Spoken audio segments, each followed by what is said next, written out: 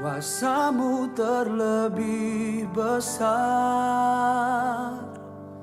Tuhanku terlebih besar. Tak pernah terlambat janjimu ya Tuhan menolong hidupku. Kuasamu terlebih besar, Tuhanku terlebih besar. Tak pernah terlambat janjimu ya Tuhan, pulihkan hidupku.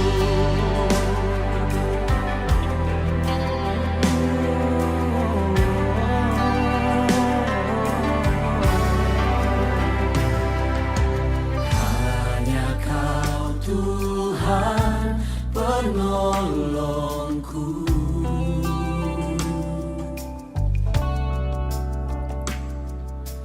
yang selalu setia bersamaku.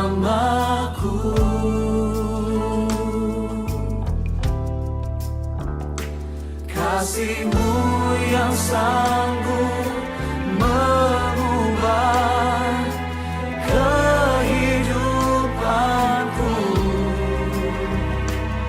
Sungguh ku berserah, sungguh ku percaya, kuasa-Mu terlebih besar, Tuhanku terlebih besar. Tak pernah terlambat janji-Mu ya Tuhan menolong hidupku. Kuasa-Mu terlebih besar, Tuhanku terlebih besar. Shalom saudaraku, selamat hari Minggu saya ucapkan buat kita semua. Saya berharap saat ini kita masih diberikan kekuatan, kesehatan daripada Tuhan. Kita akan beribadah, mari kita satukan hati kita berdoa. Bapa di surga, kami bersyukur Tuhan untuk kesempatan yang Tuhan masih beri dan anugerahkan buat kami. Saat ini Tuhan kami akan beribadah kepadamu, biarlah Engkau memberkati setiap kami Tuhan. Biarlah Roh Kudus-Mu turun atas setiap kami rindu untuk memuji, memuliakan, mengagungkan Engkau Tuhan Yesus Kristus yang adalah Tuhan dan Juru Selamat kami yang hidup. Kami bersyukur, kami akan memulaikan ibadah kami di saat ini.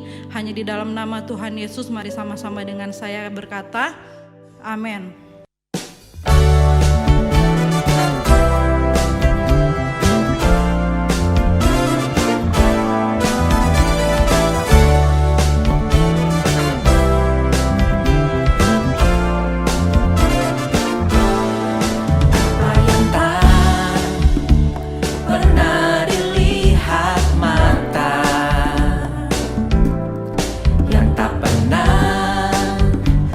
Didengar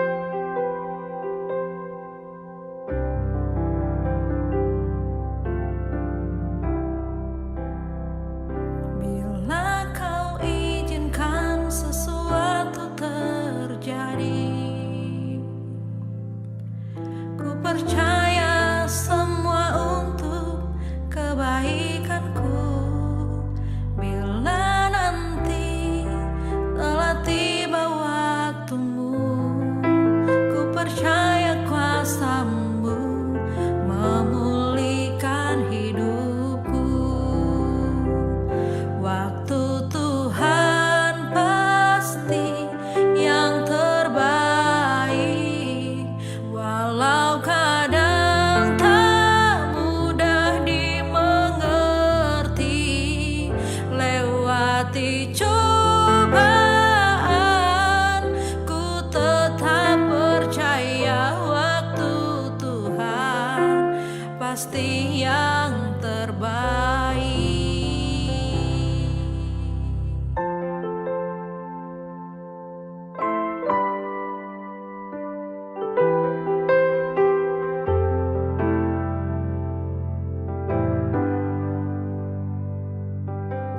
Bila kau izinkan sesuatu terjadi, ku percaya semua untuk kebaikanku. Bila nanti telah tiba waktumu, ku percaya kuasa-Mu memulihkan hidupku. Waktu Tuhan pasti yang terbaik, walau kadang tak mudah dimengerti. Lewati cobaan, ku tetap percaya waktu Tuhan pasti yang terbaik.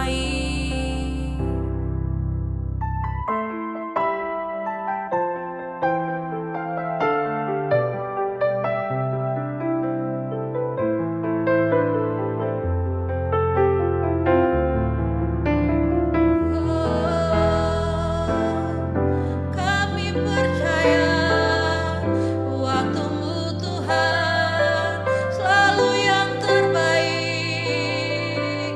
Engkau Tuhan yang termulia, kami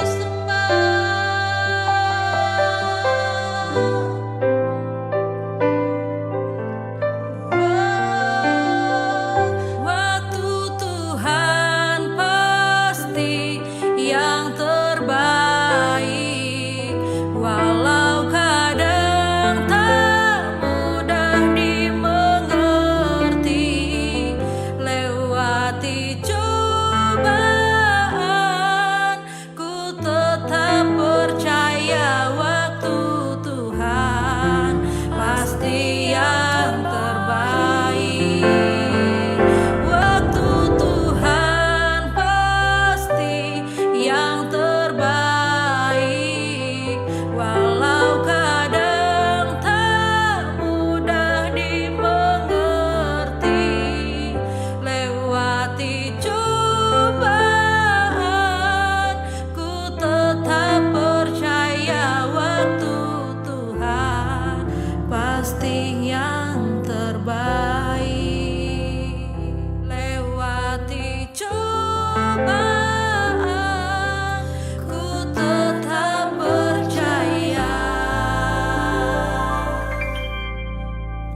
waktu Tuhan pasti yang terbaik.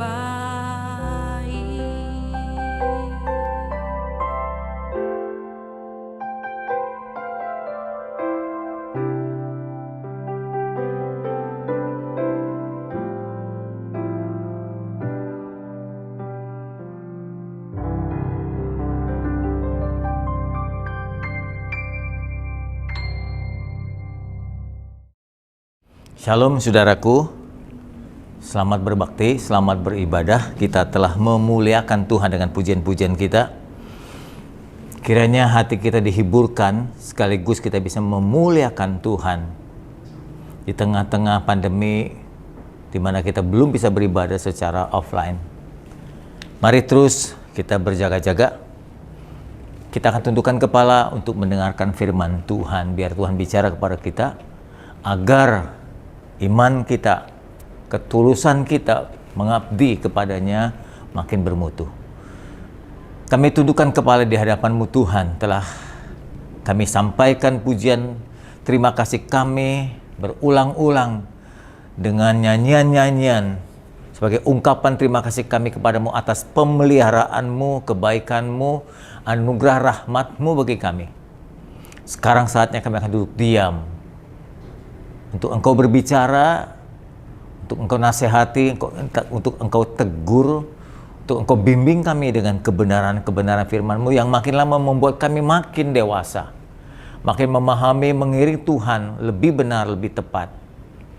Berbicaralah dengan kebenaran firman Tuhan pakai hamba-Mu untuk dapat membimbing kami, mengarahkan kami, memberitahukan kami, mengingatkan kami, dan sekaligus menegur kami jika memerlukannya. Tolong Roh Kudus bantu kami, demi nama-Mu Tuhan Yesus kami sudah berdoa. Amin. Saudaraku, tema firman Tuhan pada hari ini adalah andaikan Tuhan tidak menciptakan surga dan neraka. Saya ulang kembali, andaikan Tuhan tidak menciptakan surga dan neraka. Mengapa tema ini muncul? Karena saya melihat bertahun-tahun pergumulan, berita-berita, desakan-desakan, saling menjelekkan antar agama. Salah satunya bahan yang menjadi perbincangan perdebatan adalah surga. Ada sekelompok agama mengatakan bahwa surga seakan-akan milik dia, yang lainnya kafir, tidak memiliki tempat yang layak di surga, tempatnya cuma di neraka. Cuma kita saja. Bahkan ada yang mengatakan, walaupun kami berdosa, kami tetap di surga, sementara yang lain berbuat baik, ada yang tetap di neraka. Satu agama dengan agama lain mengklaim dirinya begitu rupa. Sampai muncullah sebuah kalimat, saudara-saudara sekalian, saudara-saudara mengabdi kepada Tuhan itu, tujuannya, sasarannya, motifnya untuk dapat surga sajakah? Apakah tujuan utama saudara adalah surga? Bagaimana dengan ketulusan pengabdian saudara? Bagaimana ketulusan pengabdian penyembahan kita kepada Tuhan? Nah, sebab itu muncullah saya membayangkan, andaikan itu kan seandai-andai, ya, atau mengandai-andai. Andaikan, bayangkan, kalau Tuhan tidak ciptakan surga, apa yang harus kita lakukan? Apa yang mau kita perbuat terhadap Tuhan? Apa yang kita mau perbuat terhadap agama kita? Kalau akhirnya surga tidak ada, neraka tidak ada. Tujuan utama dari kekristenan, saudaraku, bukan kalau mati lalu masuk surga. Karena ada juga pendeta-pendeta yang mengajarkan begitu. Kalau mati masuk surga, kita sudah disiapkan tempat di surga. Betul, surga memang ada. Tapi tujuan utama kita mengabdi, melayani Tuhan, melayani sesama ciptaan Tuhan, bukan hanya surga. Pengabdian kita harus kita sampaikan dengan tulus kepada Tuhan, tanpa endeng-endeng tali, tanpa endeng-endeng, tanpa tambahan-tambahan begitu. Pengabdian kita harus tulus kepada Tuhan. Tuhanlah menjadi sasaran kita. Dan kita jalani hubungan dengan Tuhan setelah kita bertobat, percaya, mengenal Dia, menjalin hubungan dengan baik dengan pencipta kita. Makin lama makin baik, makin lama makin paham, makin lama makin mengerti, makin lama makin mengenal dengan benar. Surga hanya dampak. Kalau kita percaya Tuhan, Tuhan pasti siapkan tanpa kita minta, tanpa kita kejar. Karena itu bukan tujuan utama. Tujuan utama kita adalah Tuhan. Sebab Tuhan sendiri itu adalah surga bagi kita. Bahkan ada beberapa orang berkata, di mana ada Tuhan, di situ ada surga. Di mana tidak ada Tuhan, di situ tidak ada surga. Di mana ada peperangan, Tuhan tidak ada. Suasana perang, pembantaian, kekejaman bukanlah suasana surga. Tapi di mana ada Tuhan pasti ada kedamaian, dan orang-orang yang menganggap dirinya beragama, bertuhankan, mestinya membawa damai. Jadi, kalau memang agama kita adalah agama Tuhan yang benar, pasti membawa kedamaian. Sebab Tuhan itu kedamaian. Tuhan itu surga. Surga itu tempat kedamaian. Tuhan pasti menciptakan surga karena surga adalah tempat tinggalnya Tuhan. Dan tempat tinggalnya malaikat-malaikat Tuhan. Juga sesuai dengan rencana Tuhan bahwa Tuhan punya kerinduan untuk menjadikan surga tempat tinggalnya Dia bersama umatnya dalam kekekalan. Namun jika kita jujur mau menilai iman para pengikut Tuhan, iman orang-orang Kristen, iman orang-orang beragama, kebanyakan bertujuan untuk mendapatkan upah, untuk mendapatkan reward, untuk mendapatkan hadiah. Jadi bukan Tuhan yang dikasihi, tapi mengejar hadiah, mengejar reward, mengejar upahnya. Dan itu sudah berulang-ulang ditanyakan oleh murid-murid Yesus di dalam kitab suci. Saya teringat ada sebuah perkataan seorang istri pada suaminya begini. Coba tangkap maknanya. Coba hayati perkataannya. Seorang istri berkata kepada suaminya begini. Papa, dia bilang, mana mungkin kamu bisa mendapat rezeki dan berkatmu lancar? Sebab kamu tidak pernah berdoa, tidak pernah berpuasa, tidak pernah beribadah. Itu perkataan istri kepada suaminya. Jadi apa artinya? Saya ulang lagi. Papa, bagaimana mungkin kamu bisa mendapat rezeki dan berkatmu lancar? Sebab kamu tidak pernah berdoa, tidak pernah puasa, tidak pernah beribadah kepada Tuhan. Nah, bukankah perkataan ini memiliki makna bahwa beribadah, berdoa, berpuasa tujuannya bukan mengabdi kepada Tuhan, bukan mengasihi Tuhan, tapi untuk mendapatkan rezeki. Memang yang dikejar dari reward, manusia begitu. Saya khawatir kekristenan kita pun akan ke arah sana.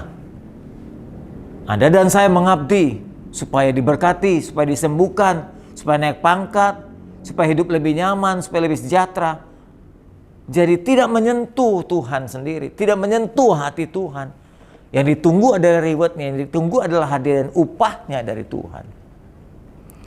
Apakah ini disebut dengan pengabdian? Sebaliknya kalau Anda lihat orang-orang ateis yang tidak bertuhan, tidak pernah berdoa, tidak beribadah, tidak mau percaya Tuhan, tetap kaya. Gimana pernyataan si ibu tadi, seorang istri pada suaminya? Jadi memang begitulah kerja Tuhan. Tuhan tidak ingin diabdikan, tidak dipertuhankan hanya untuk memberikan upah kekayaan kepada umatnya. Tuhan ingin penyembah-penyembah Tuhan, pengabdi-pengabdi Tuhan itu mengenal Tuhan dengan benar. Mengenal dengan benar, mengasihi dengan benar, melayani sebenar-benarnya. Bukan untuk dapat reward. Bukankah reward sudah diberikan tanpa kita minta tiap-tiap hari? Nafas aja merupakan reward dari Tuhan, hadiah dari Tuhan. Jadi pengabdian kita kepada Tuhan, penyembahan kita, pelayanan kita, jangan kita samakan dengan kita menyembah setan. Sebab rata-rata orang yang pergi menyembah setan, tujuannya mendapatkan rezeki, bisa kaya, bisa populer, bisa tenar, bisa naik pangkat, tanpa perlu mengenal setannya. Yang penting dapatkan rezeki imbalan dari sang setan. Bukan begitu cara kita menyembah Tuhan. Menyembah Tuhan kita perlu mengenal Dia, Tuhan yang kita sembah. Ya, tapi menyembah setan tanpa perlu mengenal setan. Yang penting kita dapatkan apa yang kita inginkan kepada setan. Atau dengan kata lain, kita meminta kepada setan. Jadi cara penyembahannya sangat berbeda sekali. Kepada setan, penyembahan tanpa kasih pun jalan terus. Tapi dengan Tuhan kita perlu meletakkan kasih yang tertinggi bagi Dia. Pengabdian dan penyembahan yang menginginkan reward, hadiah, dan upah adalah pengabdian iman yang tak bermutu, Ibu Bapak. Saya ulang kembali, pengabdian kita, penyembahan kita, iman kita, ya, karena ingin mendapatkan. Ya, saya ulang kembali, pengabdian penyembahan kita, iman kita kepada Tuhan hanya karena ingin mendapatkan reward, hadiah dan upah, itu adalah iman yang tak bermutu. Bisa saja Anda beragama, bisa ada Anda rajin menyembah, bisa saja saudara rajin sembahyang, tapi iman Anda tidak bermutu. Tidak bermutu. Saya ingin jemaat yang saya gembalakan Makin lama makin bermutu, makin lama makin dalam mengasihi Tuhan, makin lama makin mengenal Dia, makin lama makin matang kita dalam mengenal Tuhan. Coba perhatikan, jangan sampai salah menebak. Dalam Lukas pasal 4 ayat 7 ada sebuah janji berkat yang diberikan kepada Tuhan, kepada kita sekalian. Andaikan berkat ini diberikan kepada kita dengan kata-kata seperti ini.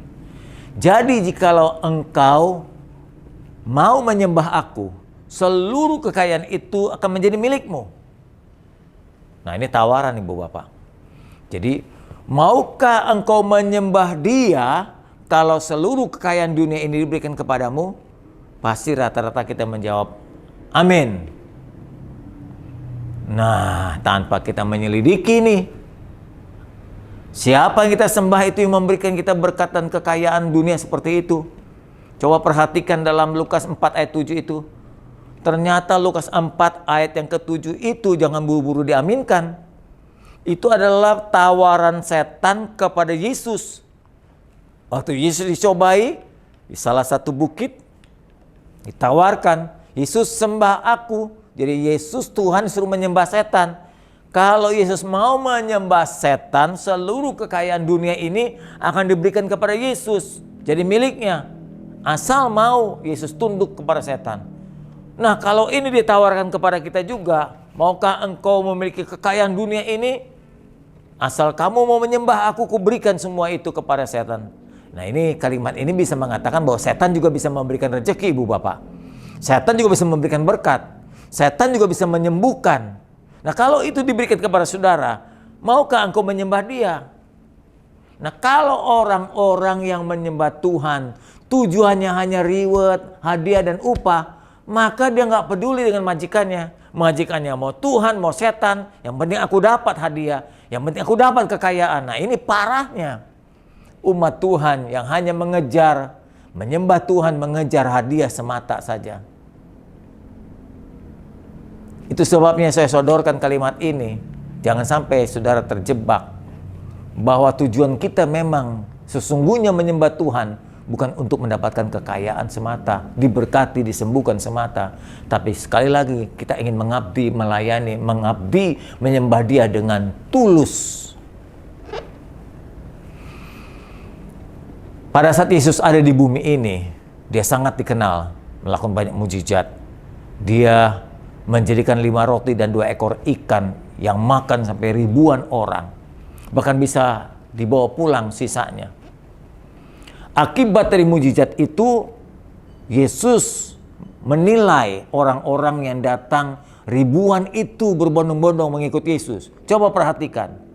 Mereka datang itu untuk sungguh-sungguh mengenal Tuhan atau mau melihat dan merasakan mujizat saja. Dituliskan dalam Yohanes 6 ayat 25 sampai 29. Saya bacakan buat saudara. Ketika orang banyak menemukan Yesus, mengiring Yesus di seberang laut itu, mereka berkata kepadanya, "Rabi, kapan engkau ada di sini, tiba di sini?" Yesus menjawab mereka karena Yesus tahu. Kata Yesus kepada mereka, "Sesungguhnya kalian ini mencari aku, bukan karena kalian telah melihat tanda-tanda bahwa Dia adalah mujizat, Yesus adalah Tuhan, melainkan kalian itu telah makan roti dan sampai kenyang." Jadi kalian datang itu karena mujizat roti itu. Kalian datang mencari aku karena rezeki dan berkat itu. Dari dulu manusia begitu. Sampai sekarang banyak orang Kristen dan orang beragama seperti itu. Hanya ingin dapatkan hadiah dan reward dari Tuhan. Tidak perlu mau mengenal Tuhan lebih dalam dan lebih mengenal, memahami Dia.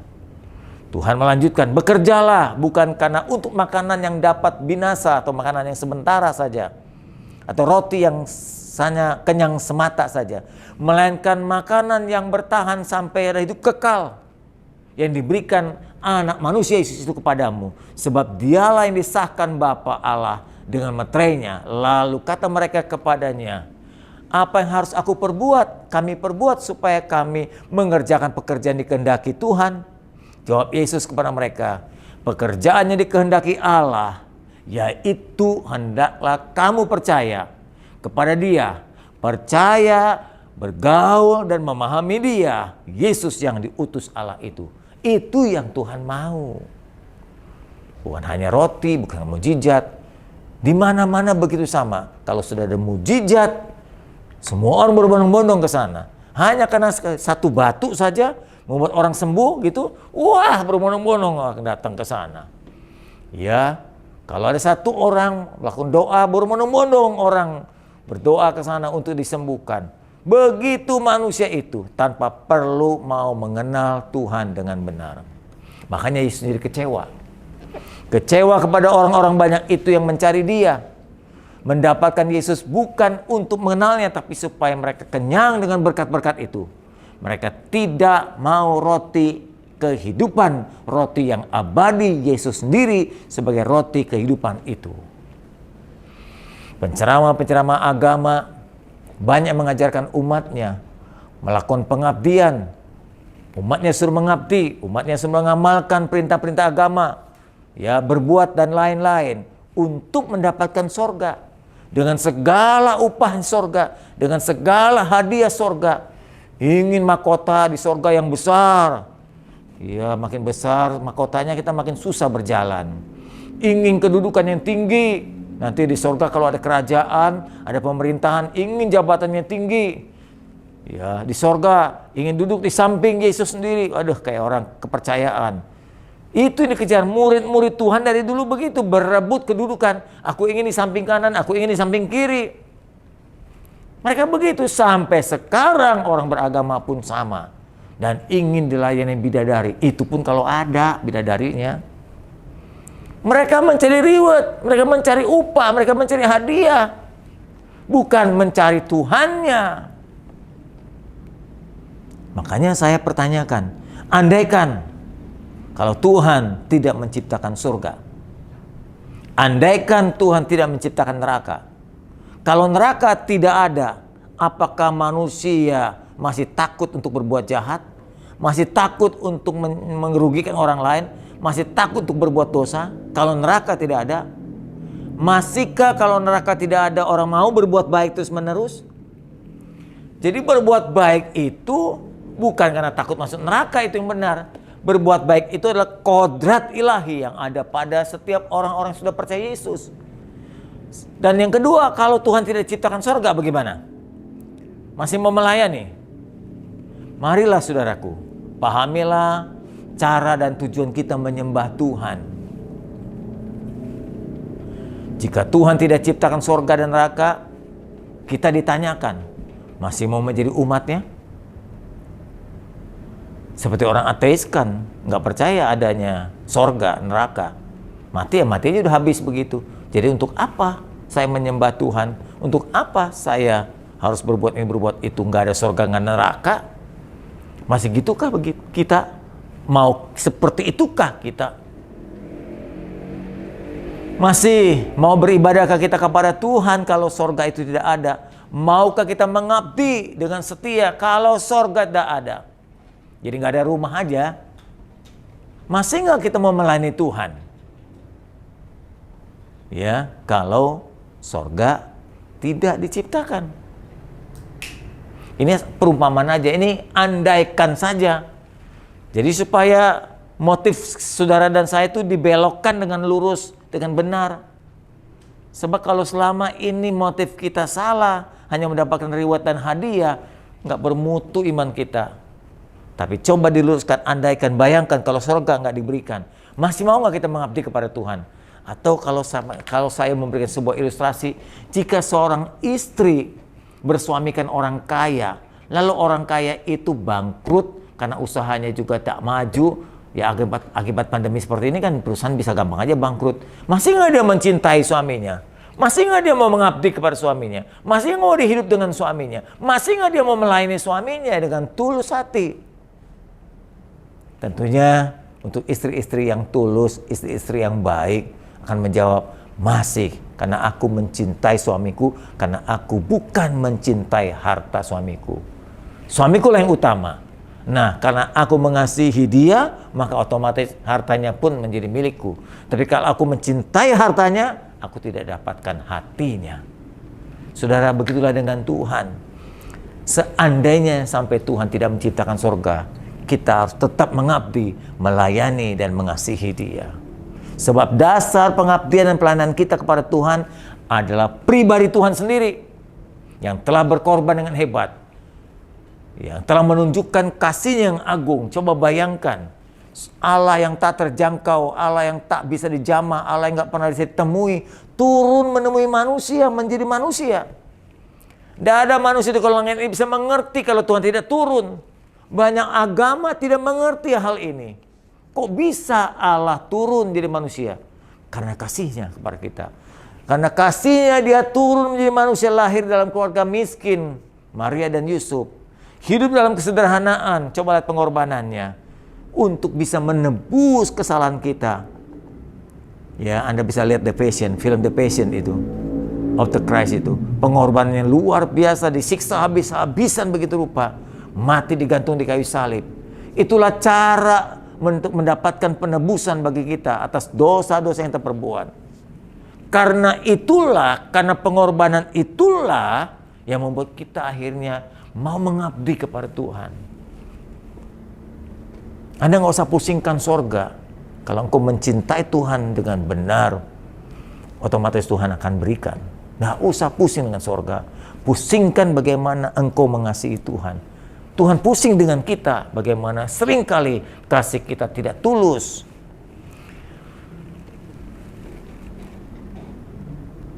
Tuhan pasti memberikan surga sebagai tempat tinggal umatnya, tinggal bersama Dia dalam kekekalan. Andaikan Tuhan tidak menciptakan surga, kita harus tetap percaya kepada Dia, tetap mengabdi kepada Dia dengan tulus hati. Karena itu, saudaraku, kita harus memiliki kasih yang benar. Karena kasih jadi dasar pengabdian kita. Sekali lagi, semua pengabdian, semua keyakinan, semua pelayanan harus didasarkan oleh satu, kasih yang tulus, kasih yang tanpa syarat.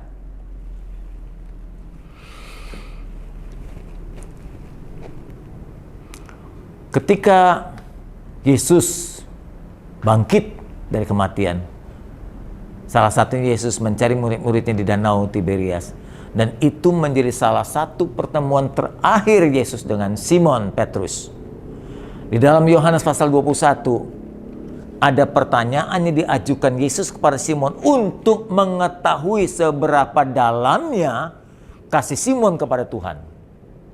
Karena Simon adalah salah satu 12 murid Tuhan yang pernah berungkap janji atau sumpah bahwa Simon akan mengikut Yesus sampai mati tanpa syarat.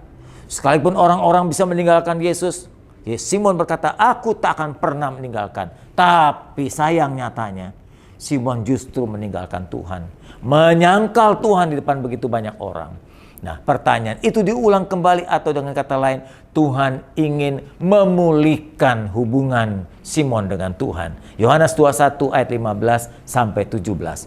Sesudah sarapan, Yesus bersama muridnya sarapan di tepi danau itu, Danau Tiberias. Berkatalah Yesus kepada Simon Petrus, Simon anak Yohanes, apakah engkau mengasihi aku lebih dari murid-murid yang lain? Simon ketika ditanya seperti itu tentunya kaget. Diulang kembali, dipertanyakan kembali, sungguhkah engkau mengasihi aku dengan tulus? Melayani aku dengan tulus, mengabdi dan mengikut aku dengan tulus. Simon Petrus menjawab, benar Tuhan, engkau tahu bahwa aku mengasihi engkau. Kata Yesus, gembalakanlah domba-dombaku. Ternyata pertanyaan itu tidak berhenti. Dilanjutkan oleh pertanyaan yang kedua, kata Yesus kepada Simon untuk kedua kalinya. Simon anak Yohanes, apakah engkau mengasihi aku? Simon tentu kaget kembali, kenapa Yesus bertanya untuk dua kalinya? Tentu Simon menjawab. Jawab Petrus Simon kepada Yesus, benar Tuhan, engkau tahu aku mengasihi engkau Tuhan. Karena Yesus, gembalakan domba-dombaku, layani aku, layani domba-dombaku. Ternyata Tuhan Yesus bertanya untuk ketiga kalinya. Pertanyaannya seperti ini, 17. Simon anak Yohanes, sambil menatap mata Petrus Simon Yesus dengan tajamnya, dia bertanya, Simon, apakah engkau mengasihi aku? Ketika kalimat ini ditanyakan kepada Simon, saya ingin bertanya kepada saudara sekalian yang sedang berbakti saat ini. Apakah engkau mengasihi Tuhan dengan tulus? Mengapa engkau percaya kepada Yesus? Mengapa engkau beribadah kepada Yesus saat ini? Mengapa engkau mau mengabdi dan melayani? Mengapa engkau mau mendukung pekerjaannya? Apakah engkau mengasihi aku, kata Yesus? Simon menjawab. Saudara bisa jawab masing-masing dalam hati. Simon berkata, dengan sedih hati, Simon Petrus berkata kepada Yesus untuk ketiga kalinya, Simon, apakah engkau mengasihi aku? Dan ia berkata kepada Tuhan, Tuhan, engkau tahu segala sesuatu.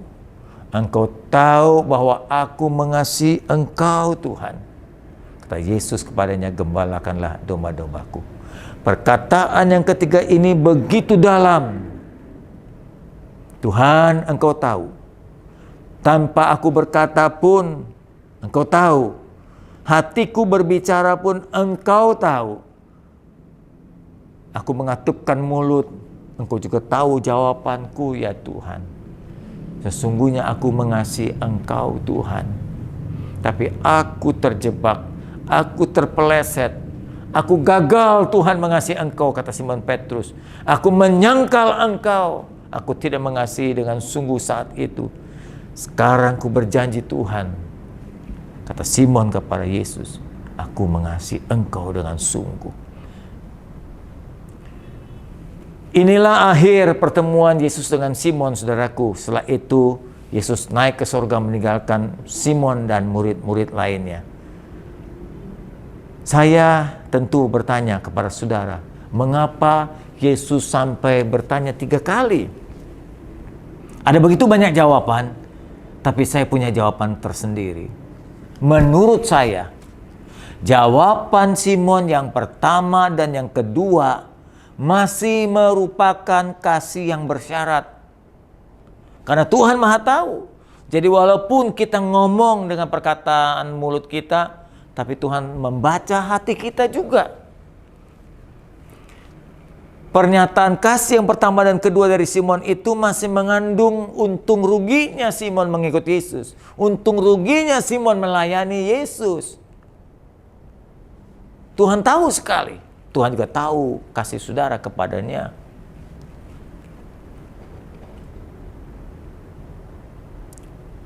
Tapi ketika Simon menjawab pertanyaan yang ketiga dengan jawaban yang hampir sama tetapi dengan kata-kata dan nada yang berbeda.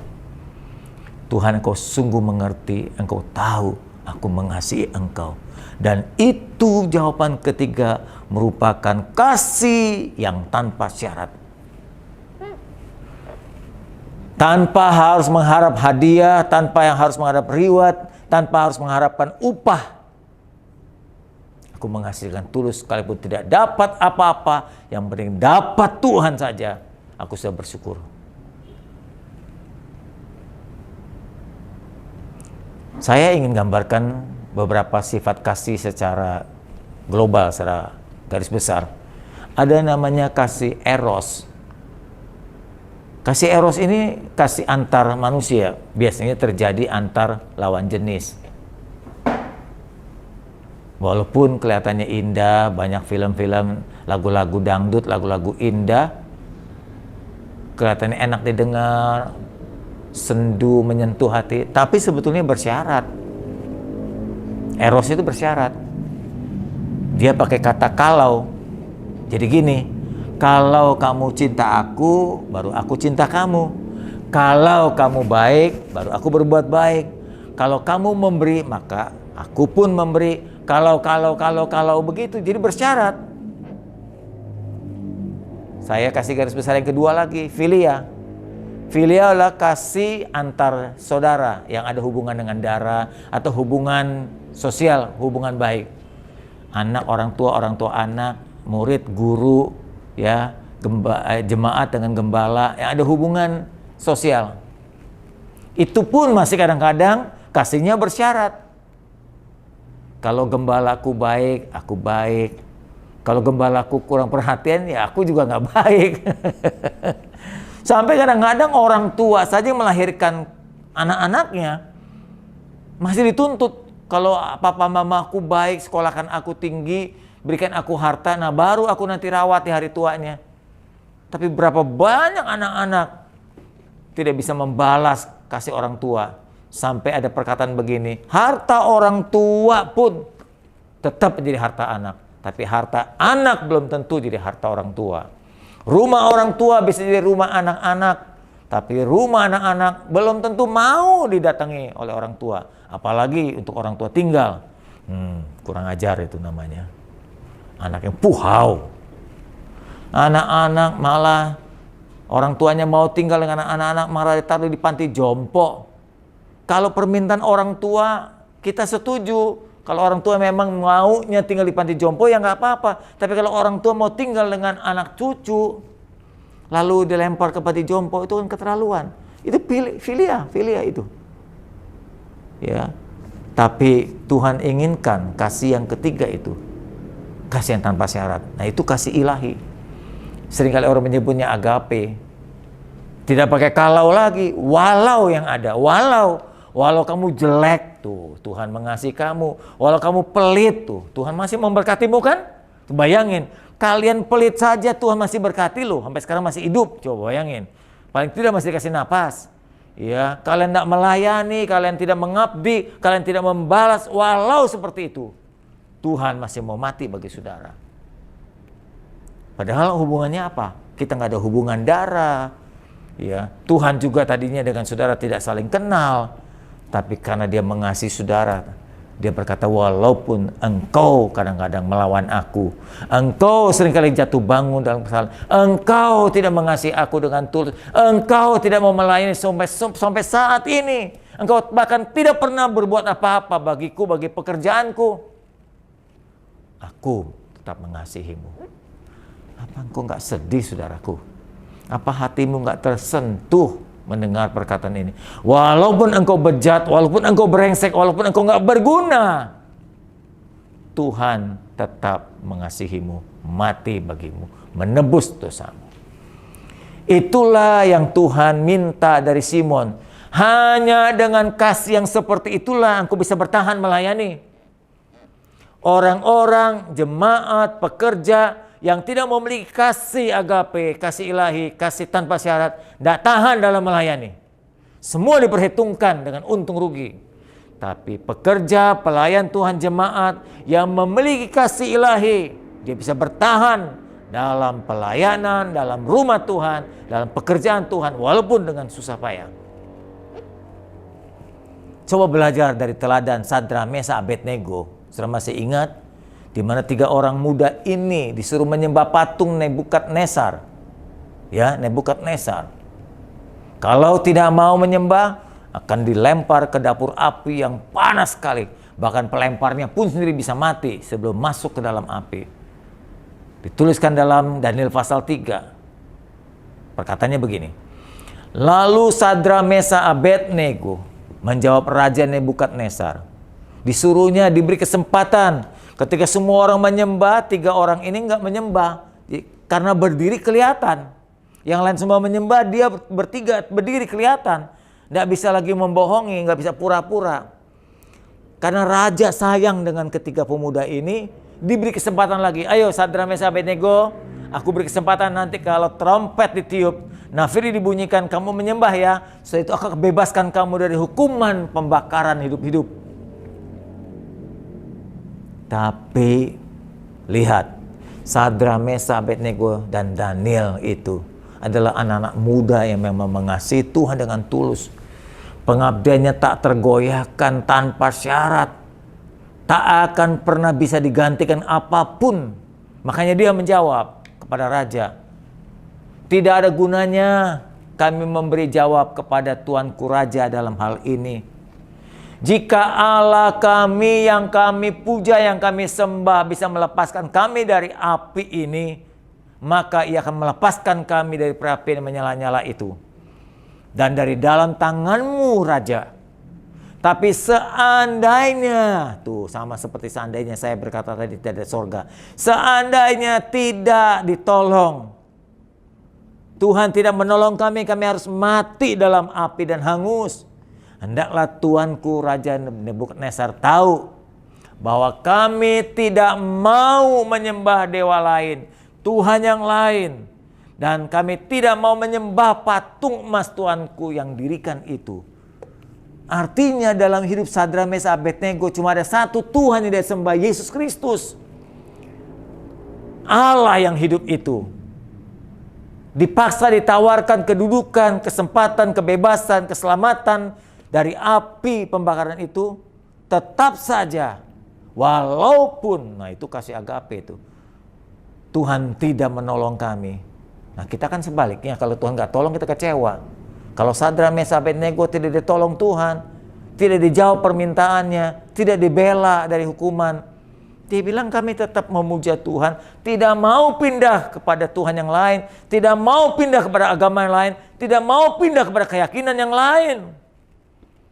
Begitu banyak orang Kristen nggak diapa-apain, malah ditawarin pindah. Gara-gara wanita pindah, gara-gara harta pindah, gara-gara jabatan pindah, baru hal-hal kecil begitu yang sementara pindah agama. Sadrak, Mesak, Abednego diancam nyawanya dalam pembakaran api yang menyala-nyala itu. Dia tetap berkata, aku tidak ingin menyembah ilah yang lain, Tuhan yang lain, dewa yang lain. Hanya satu saja, Allah di dalam Yesus Kristus Tuhan itu. Ini contoh yang luar biasa buat kita. Pengabdian yang tulus. Karena itu saudaraku, janganlah berdagang dengan Tuhan. Tuhan terlalu pintar untuk diajak dalam tipu menipu, dalam siasat bersiasat busuk. Jangan berdagang dengan Tuhan. Sebelum kita mengenal Tuhan, mengabdi dan menyembah Tuhan, Tuhan telah memberikan pengorbanannya, telah menebus dosa kita, telah melindungi kita, telah memelihara kita, bahkan menjadikan kita biji matanya, luar biasa sekali. Dan sebaliknya manusia kita ini umumnya egois dan telah terbentuk dengan tabiat dagang. Jadi artinya dari kecil ternyata udah terbentuk kita dengan kebiasaan cari untung rugi. Kalau untung kita jalankan, kalau rugi nggak mau. Akhirnya orang dagang begitu. Kadang-kadang untung kecil aja nggak mau untung gede. Ya, jika untung, jika dapat upah, tidak. Nah, ya, jika tidak untung, tidak dapat upah, nggak mau berbuat, tidak mau melakukan, tidak mau merespon. Padahal Tuhan telah memberikan pengorbanannya, seperti Yohanes 6, Yohanes 3, 6, pemeliharaannya dituliskan dalam Matius, jadi biji mata ditulis dalam Mazmur 17. Bukan saja cari untung rugi. Jadi pengabdian kita itu seringkali ajasnya manfaat. Jadi kita mengiring Tuhan, saya percaya Yesus, saya menyembah Yesus. Tapi Yesusnya diperbudak, Yesusnya dieksploitasi, Yesusnya disuruh-suruh, Yesusnya jadi jongos. Saya bukan berarti kalau Anda berdoa salah, bukan begitu. Anda minta kesembuhan boleh, minta berkat dalam doa boleh, minta dilancarkan rezekinya boleh. Tapi jangan semata-mata jadikan Tuhan itu budak kita. Meminta boleh, tapi jangan terus-terusan tanpa mau menyembah Dia, tanpa mau mengabdi, tanpa mau meninggikan Dia, tanpa mau melakukan kehendak Dia. Hanya mau nyuruh-nyuruh saja, wah gawat ini. Kita mau minta disembuhkan. Tuhan sembuhkan akulah Tuhan, Tuhan berkati aku, Tuhan perkaya aku. Tapi nggak pernah berdoa, nggak pernah beribadah, nggak pernah baca firman, nggak mau berusaha untuk mentaati firmannya, cuma maunya berkatnya saja. Nah ini kan namanya majikan. Kita majikan, Tuhan jadi jongos. Mari saudara, sesungguhnya Tuhan mencari penyembah. Selain penyembah yang benar, Tuhan ingin penyembah yang tulus. Tuhan pernah berkata, aku mencari penyembah yang benar, ya, menyembah dalam roh dan kebenaran, menyembah dalam pertobatan dan hidup dalam kebenaran, tapi juga harus ditambah dengan satu lagi, menyembah dalam ketulusan. Jangan ada udang di balik batu, jangan ada udang di balik lempeyek, gitu katanya ya. Jadi jangan bersiasat dengan Tuhan. Mari mengabdi, melayani dengan tulus hati. Sampai kalimat kalau ditanyakan, andaikan Tuhan tidak menciptakan surga dan neraka, sekalipun kita tetap setia percaya kepadanya, setia menyembahnya, setia berbuat baik dengan sesama. Saudaraku, mari, kalau sampai saat ini cara kita menyembah memiliki siasat yang salah, tujuan yang salah, ubah. Saudara-saudara dengar khotbah hari ini, kiranya kita mau berubah, mengasihi, menyembah, melayani Tuhan dengan tulus hati, tanpa pamrih. Mari kita tundukkan kepala kita berdoa. Bapa Surgawi, Bapa yang sangat baik, Bapa yang mau memaklumi kami, Bapa yang sangat bijak dan tetap mengasihi kami. Walaupun kami sebanyak berbuat salah, salah melayani, salah menyembah, salah merespon, salah memberi, salah motivasi, bahkan tidak berbuat banyak bagimu, Tuhan, Engkau tetap mengasihi kami. Ampuni kami Tuhan. Ubah hati kami supaya kami menjadi tulus hati. Kami menjadi hamba yang baik, anak Tuhan yang berkenan kepadamu Tuhan, dan menjadi kesenangan dan kesukaan Tuhan. Ubah hidup kami Tuhan, supaya sepanjang hidup kami, dari sisa hidup yang ada ini, kami mau menutup kesalahan-kesalahan, kami mau ganti kesalahan kami dengan perbuatan-perbuatan dan penyembahan pelayanan yang tulus hati. Terima kasih untuk firman-Mu, ajaran dan teguran-Mu hari ini. Demi nama Tuhan Yesus, kami sudah berdoa dan bersyukur. Amin.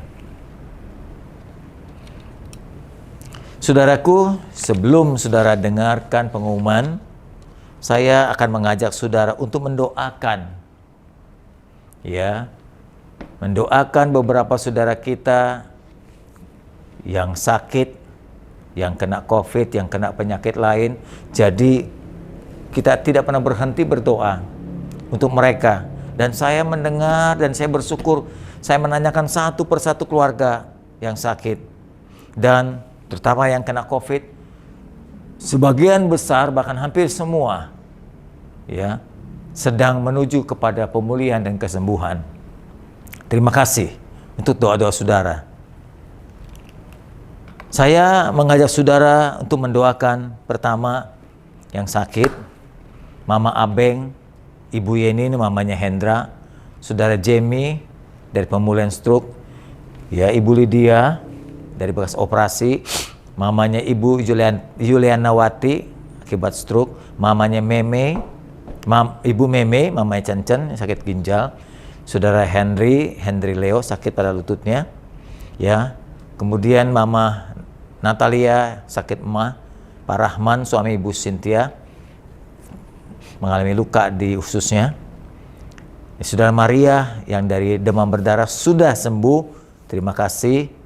Dan beberapa jemaat yang kena COVID sedang mengalami isolasi mandiri, baik Palem dan Kelapa Gading. Dan dari Palem, keluarga Aken dan keluarga seisi keluarganya yang mengalami COVID, Ibu Sintike dan Saudara Yosua, Ibu Yosi, Papa, Mama dan adik dari Pak Dani, ya saya dengar malah sudah tambah lebih baik. Ya, Ibu Liana, Mama dari Ibu Sonai, mantunya juga Saudara Yopi, Saudari Deslia dan keluarganya yang saya dengar juga sudah makin dipulihkan Tuhan. Saudari Aswan, Saudara Oscar, Saudara Semi yang baru saya dengar, ya, Saudara Konong juga sudah makin dipulihkan Tuhan. Bapak Yanto dan Rosi sudah makin dipulihkan Tuhan. Bapak Yulis dan Mimi juga sudah makin dipulihkan Tuhan. Keluarga Farida juga, ya, sebagian besar sudah mulai pulih. Suami dan cici dari Ibu Melani jadi cici dan cihunya. Saudara Heni, cicinya Denny. Saudara Agustinus, kokonya Yuni sempat masuk ICU, sudah dapatkan plasma darah. Kita berdoa supaya dipulihkan. keluarga Adi dan keluarganya, ya Tuhan tolong. Mari kita tunduk kepala. Saya sebutkan satu persatu di layar kaca saudara, ada nama yang saya sebutkan. Anda bisa mengikuti saya ya untuk mendoakan. Kami pertama berdoa untuk mereka yang kena COVID ya Tuhan, jamah oleh bilur Tuhan. Pakai plasma darah, pakai obat-obatan, pakai vitamin, pakai dokter dan suster, pakai rumah sakit dan alat-alat yang ada untuk menjadi sarana kesembuhan bagi saudara kami. Bagi keluarga Aken, bagi keluarga Lili, Sentike dan Soa, Ibu Yosi, Papa, Mama, adik dan adik-adik dari saudara Dani, Mama dari mantu Ibu Sonai, keluarga Deslia, Ibu Aswan, saudara Oscar, saudara Semi, saudara Konong dan keluarganya, Bapak Yanto dan Rosi, lindungi anak-anaknya juga, saudara Julius dan Mimi, saudara Faridah dan keluarganya, Cihu dan cicinya Ibu Melani, saudara Heni, cici Deni, kokonya Yuni, Agustinus, adik dan keluarganya, dan pemulihan untuk Maria lebih jauh ya Tuhan. Kami bawa ke dalam tangan Tuhan, jamah mereka yang isolasi mandiri, gunakan tempat itu, sarana yang ada, obat-obatan, isolasi itu menjadi tempat pemulihan baginya. Jauhkan dari penularan lebih jauh Tuhan. Kuat kuasa dan bilur Tuhan menjamah, menyembuhkan. Kami bawa juga Mama Abeng, saudara Jamie, Ibu Lydia, Mama dari Julianawati, Mama Cencen, saudari Leo, Mama dari Ibu Natali, Pak Rahman, dan yang lain-lain. Tuhan jamah mereka karena dari bermacam-macam sakit. Tuhan tolong karena Engkau tabib yang ajaib. Tuhan yang maha kuasa, oleh bilur Tuhan, mereka semua disembuhkan satu persatu. Dalam nama Yesus kami berdoa. Amin. Saudaraku, pengumuman yang pertama, doa malam akan kita lanjutkan. Sekali lagi, catat baik-baik doa malam ini. Saudara yang punya masalah dan tidak punya masalah, berdoa masing-masing untuk masalah sendiri dan masalah orang lain. Jumat tanggal 23 di kalender, 23 Juli, jam 7 malam. Jumat by Zoom meeting. Jadi pertemuan kita melalui Zoom ya, secara online. Oke, itu saja cukup semua buat saudara dari saya, dari Gereja Tuhan. Kita akan memberi persembahan ya melalui transfer karena kita tidak bisa berjumpa muka, kita tidak bisa memberi di dalam gereja Tuhan. Mari kita lakukan transfer, bentuknya ucapan syukur boleh, ya dari kesembuhan syukur boleh, ya persembahan hamba-hamba Tuhan di daerah boleh, persembahan perpuluhan saudara boleh. Mari kita setia melayani, mengabdi, bukan hanya dengan tenaga tapi dengan harta benda. Nah, dengan doa-doa kita, Tuhan memberkati semua taburan saudara. Oleh sebab itu saya ajak saudara berdiri bersama-sama, kita akhiri ibadah kita. Sambil berdiri kami mengangkat tangan, ya Tuhan. Ibadah telah selesai. Tuhan telah memimpin satu persatu hamba-hambamu. Dari tim doa, pemuji, pemusik, penyampai kebenaran firman Allah. Hal-hal yang diumumkan kami simak baik-baik Tuhan. Kami turuti, kami lakukan perintah Tuhan. Mohon Tuhan juga melindungi kami yang belum terpapar COVID. Lindungi terus kami Tuhan sampai COVID ini reda dan hilang. Jagalah kami Tuhan seperti Engkau menjaga biji matamu sendiri. Anggota keluarga kami, papa, mama, kakek, nenek kami, koko dan cici kami, cihu kami, anak-anak kami, mantu kami, cucu kami Tuhan. Tolong lindungi kami.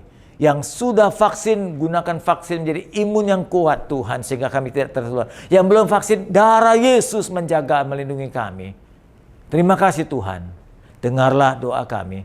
Di tengah-tengah pandemi ini kami tahu itu begitu banyak keluarga yang susah dalam mencari nafkah, mengembangkan usaha dan pekerjaan.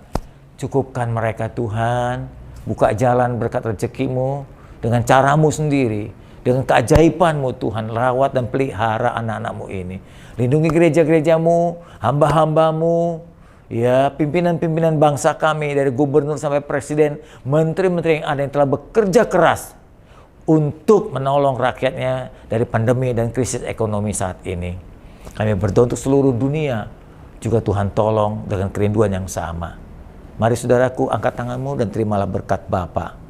Dalam kasih Bapa yang abadi, cinta Yesus yang tak pernah berubah, perlindungan kekuatan Roh Kudus ada bersama kita hari ini, seminggu, sebulan, bahkan sampai selama-lamanya. Haleluya.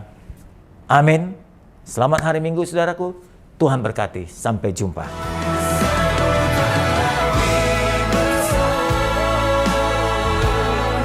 Tuhanku terlebih besar, tak pernah terlambat janji-Mu ya Tuhan, menolong hidupku. Kuasa-Mu terlebih besar, Tuhanku terlebih besar, tak pernah terlambat janji-Mu ya Tuhan, pulihkan hidupku. Tak pernah terlambat janji-Mu, tak pernah terlambat janji-Mu ya Tuhan, pulihkan hidupku. Tak pernah terlambat janji-Mu ya Tuhan, pulihkan hidupku. Kau pulihkan aku Tuhan. Mari bersama-sama kita berikan tepuk tangan yang terbaik hanya buat Allah.